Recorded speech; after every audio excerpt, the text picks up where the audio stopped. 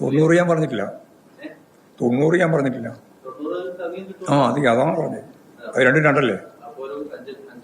90 കൂടുതൽ സീറ്റോടുകൂടി കഴിഞ്ഞ 2 പ്രാവശ്യവും കിട്ടിയതുപോലെ ഇപ്രാവശ്യവും അധികാരത്തിൽ വരുമെന്നാണ് പറഞ്ഞത്. ഞാൻ പറഞ്ഞതിൽ അതുണ്ടോ? അല്ല, ഞാൻ പറഞ്ഞതിലതില്ലല്ലോ. അതെ, അതിന് 90 ഞാൻ പറഞ്ഞില്ല. നിങ്ങൾ വെറുതെ ആവശ്യമില്ലാതെ വിശദീകരണം നടത്തേണ്ട കാര്യം എന്തായാലും. ഞാൻ പറഞ്ഞത് എനിക്ക് നല്ല ധാരണ, ഭാഷ മലയാളത്തിലല്ലേ പറഞ്ഞത്. ഞാൻ പറഞ്ഞതിന്റെ അർത്ഥം എത്രത്തോളം ഉണ്ടോ ആ അർത്ഥവ്യാപ്തി പൂർണ്ണമായിട്ട് ഉൾക്കൊള്ളുന്നതാണ്. 90ന്റെ മേലെ, 90ന് മുകളിൽ.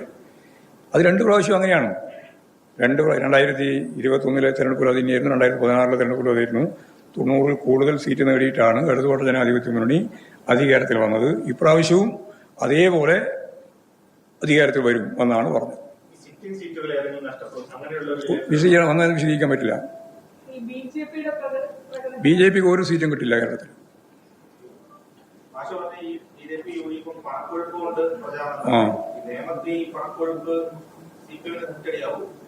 തിരിച്ചടി അല്ല, അതും കൂടി കണക്കുകളെടുത്തുകൊണ്ടാണല്ലോ ഞങ്ങൾ അവിടെ ഞാൻ നേരത്തെ ജനങ്ങളോട് അഭ്യർത്ഥിച്ചില്ല, ജനങ്ങൾക്ക് പിന്തുണ പ്രഖ്യാപിച്ചുകൊണ്ട് അഭിവാദ്യം ചെയ്തില്ലോ. ഈ എരിപൊരി കൊള്ളുന്ന വെയിലത്ത് ഞങ്ങളുടെ സഖാക്കൾ സമീപകാലത്തൊന്നും ഇല്ലാത്ത രീതിയിൽ പല പ്രാവശ്യം അവർ ഈ മാധ്യമങ്ങൾ ഉൾപ്പെടെങ്ങളെല്ലാം കൂടി ചേർന്നുണ്ടാക്കുന്ന എല്ലാ തരത്തിലുള്ള കള്ള നുണ പ്രചരണത്തെയും അഭിമുഖീകരിച്ചത് ഞങ്ങളുടെ 10,000 സഖാക്കളുടെ നാപ്പുണ്ട്. അത് ഓരോരുത്തരും വീട് കയറിയിട്ട് തന്നെയാണ്. മണ്ഡലം കമ്മിറ്റി മെമ്പർമാരും ജില്ലാ കമ്മിറ്റി മെമ്പർമാരും ഉൾപ്പെടെ ഞങ്ങളുടെ സ്ക്വാഡ് പ്രവർത്തകരാകെ പല പ്രാവശ്യങ്ങളിലായിട്ട് വീട് കയറി അവരോട് സംസാരിച്ച് കൃത്യതയോടുകൂടി ഈ ഇലക്ഷൻ പ്രവർത്തനം മുഴുവൻ നടത്തിയിട്ടുള്ളവരോടാണ് ഞാൻ ആദ്യം നന്ദി പറഞ്ഞത്. അവരെയാണ് ഞാൻ അഭിവാദ്യം ചെയ്തത്. അപ്പോൾ നല്ല രീതിയിലുള്ള ഒരു പ്രവർത്തനം സംഘടനാപരമായിട്ട് കാഴ്ചവെക്കാൻ ഇടതുപക്ഷ ജനാധിപത്യ മുന്നണിക്ക് കേരളത്തിൽ സാധിച്ചിട്ടുണ്ട്. ന്യൂനപക്ഷ വോട്ടുകളുടെ അടക്കം ഏകീകരണം ഉണ്ടായിട്ടുണ്ട്. അത് വലിയ തോതിൽ ഗുണം ചെയ്യുമെന്നാണ് യു.ഡി.എഫിന്റെ ഇപ്പോഴത്തെ ഒരു കണക്ക്. അത് 100 സീറ്റിനപ്പുറത്തേക്ക് എന്ന് പറഞ്ഞ ഒരു അവകാശവാദം. അതാണല്ലോ വനവാസത്തിലേക്ക് പോകുന്നൊക്കെ അദ്ദേഹം പറയുന്നത്. 100 സീറ്റ് 100+ ഇല്ലെങ്കിൽ, അല്ലെങ്കിൽ ഗവൺമെന്റ് ഇല്ലെങ്കിൽ ഞാൻ വനവാസത്തിന് പോകുന്നൊക്കെ അദ്ദേഹം പറഞ്ഞല്ലോ. എനിക്ക് അദ്ദേഹത്തോട് അഭ്യർത്ഥിക്കാനുള്ളത്, രാഷ്ട്രീയ പ്രവർത്തനമാണ്. അദ്ദേഹം വനവാസത്തിനൊന്നും പോകാൻ പാടില്ല. ജനങ്ങളതൊക്കെ ക്ഷമിച്ചോളും. ആ പറഞ്ഞതെല്ലാം വെച്ച് അക്ഷരാർത്ഥത്തിൽ അങ്ങനെ തന്നെ കാര്യങ്ങൾ അതേപോലെ നടക്കണമെന്നും ആരും പറയുന്നില്ല. അതുകൊണ്ട് അദ്ദേഹം വനവാസത്തിനൊന്നും പോകേണ്ടിയില്ല. കേരളത്തിൽ തന്നെ യു.ഡി.എഫിന്റെ നേതാവായിട്ട് പ്രവർത്തിക്കട്ടെ. പ്രതിപക്ഷ നേതാവ് ഞാനൊന്നും കൊണ്ട പ്രവർത്തിക്കട്ടെ എന്ന് ഞാൻ പറഞ്ഞുള്ളൂ. അതൊക്കെ അതിൻ്റെയൊക്കെ തർക്കം പറയുന്നുണ്ട് പറയാൻ. അതിലേക്കൊന്നും ഞാനിപ്പോൾ കിടക്കുന്നില്ല. എനിക്കെൻ്റെ ആവശ്യമില്ല.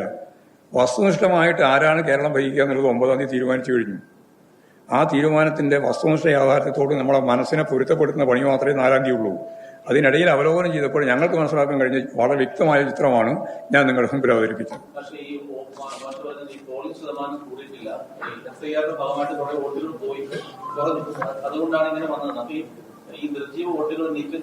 അതെ, അല്ല, സംശയത്തോടെ കണ്ടത് ഇപ്പം നീക്കാനായിട്ടില്ല. കാരണം നിരവധി വോട്ടുകൾ നഷ്ടപ്പെട്ടിട്ടുണ്ടല്ലോ. 47,647 വോട്ട് തിരുവനന്തപുരത്ത് മാത്രം നഷ്ടപ്പെട്ടിട്ടുണ്ട്. ആ നഷ്ടപ്പെട്ടത് പോയതെല്ലാം പോയത് തന്നെയല്ലേ. അത് എല്ലാം നിർജീവമായിരിക്കില്ല, നിർജീവ വോട്ടും ഉണ്ടാവും.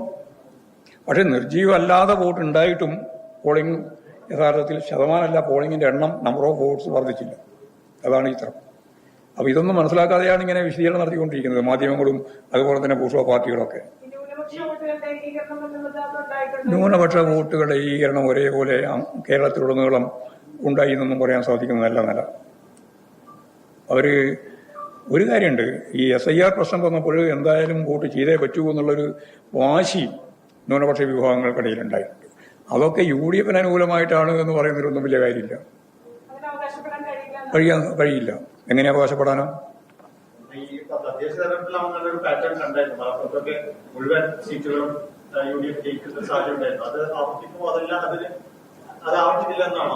അല്ല, ഞാൻ പറഞ്ഞത് അങ്ങനെയല്ല. എല്ലാ സ്ഥലത്തും ഒരേപോലെ അല്ല അതുണ്ടായതെന്ന് മാത്രം.